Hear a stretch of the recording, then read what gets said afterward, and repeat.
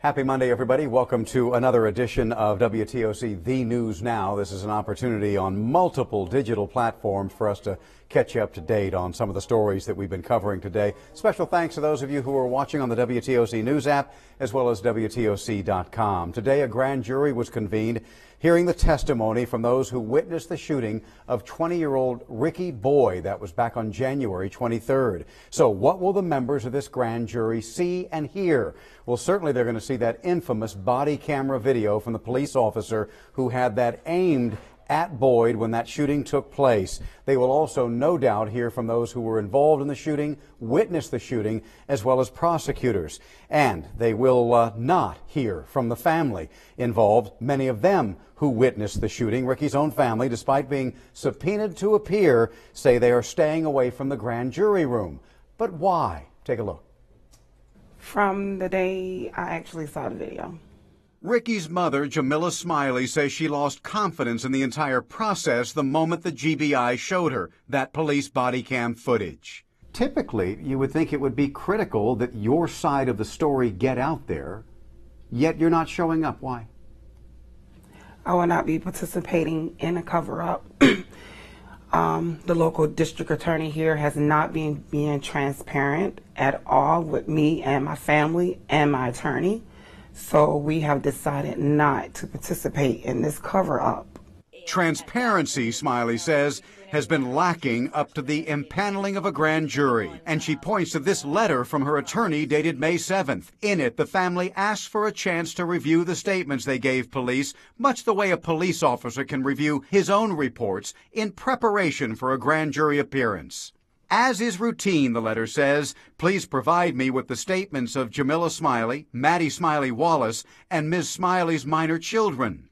Smiley says the DA's office never responded. However, Meg Heap's office told me just days ago that's not true. That Smiley and the family were offered the opportunity to review their statements on May 11th. That Ms. Smiley informed our office that she nor her family would be coming to our office to discuss their appearances and statements. So when the DA's office sends me an email and says we gave them the opportunity to review their statements on May 11th. Those are lies. Those are again, that is a lie.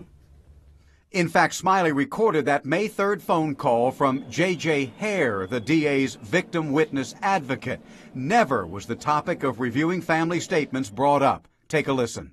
This is just to go over procedural stuff, and especially for the kids, just so that they can kind of see where they're going to be and meet the people that are going to be asking them questions. It just seems to work out better for them. Yes. Okay. So it's more or less just to get comfortable. And what is this for again? Just to talk before the grand jury, just to kind of explain what the process is and how everything will play out. Doubling down, the DA's chief prosecutor, Greg McConnell, sent this email to Smiley's attorney, once again arguing the family was a no-show at a meeting set up to review their statements to police. This office notified them to appear at the district attorney's office on Friday, May 11th, for that purpose, but they failed to appear. To say Ricky Boyd's family has lost confidence in this entire process would be an understatement. Am I putting words in your mouth to say that you believe this is a foregone conclusion? No. You think this is just window dressing?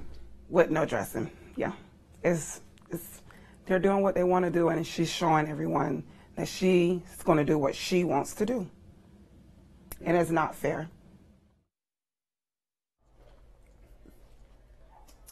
I asked the district attorney's office if the grand jury would still see and hear the testimony from the Boyd family. I did not get an answer. However, I was told that the family's been notified they will not be held in contempt despite being subpoenaed to appear when they decide not to appear. If the grand jury does not hand over an indictment in the Ricky Boyd case toward one of the police officers involved in that shooting, one or more of the police officers involved, the entire Ricky Boyd file could become public. I've already made a request for that file as soon as the grand jury's work is done. As soon as I see it, you will see it.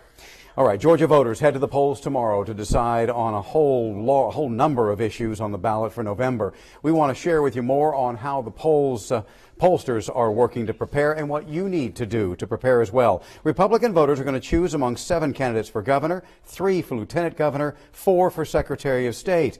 Democrats will decide between 2 gubernatorial candidates, 2 lieutenant governor candidates, and 3 secretary of state candidates. Governor Deal is term limited, so he's leaving an open seat. Georgia has had the same lieutenant governor since '07 and the same secretary of state since 2010. Neither of those positions is time limited. With so many state, local, and nonpartisan positions to fill, election officials want you to look over the ballot before heading to the polls. The local races can draw out a lot of people. So, people get very energized with those races. That having been said, we'll wait and see what the turnout's going to be. If you need a ride to the polling place tomorrow, the NAACP is going to drive you there for free. We've got a number on their request ride on our page, our webpage, I should say, WTOC.com. The turmoil also continuing in Beaufort County. There's a school board there, and the superintendent agreed to allow the superintendent to resign last week. Now, a majority of those board members must decide whether they want to run for re-election. Jarvis Robertson explains why the upcoming election could be a real turning point for the entire district.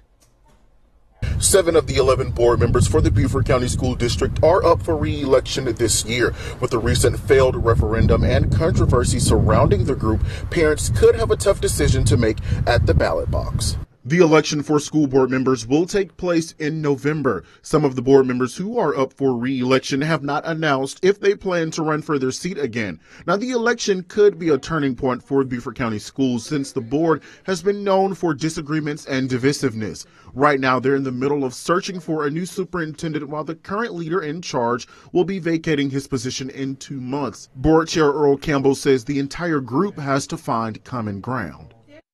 We have to work as a whole board, not just 4 or 5 members or 6 members. We have to, 11 of us have to make a decision that we want to do what is best for students. Those board members with terms ending this year will have until August to decide if they want to file for re-election. Reporting in Beaufort County, I'm Jarvis Robertson, WTOC News. Once again, those primary elections are tomorrow from 7 until 7. If you'd like to check out your voting status, your poll location, you can just head over to our website at WTOC.com. Just head over to the solutions page under the Georgia primary election story. We've attached a link on our website that will give you all the information that you need right there. And coming up tonight at 9 o'clock right here, meteorologist Jamie Erdel's got the latest on your forecast. We are, of course, in a very secure pattern right now, hot and humid during the day, punctuated by showers in the afternoon. But there's something else that's on the way that's coming a little ahead of schedule. She'll have that for you right here at 9. In the meantime, have a great evening. Thanks for joining us.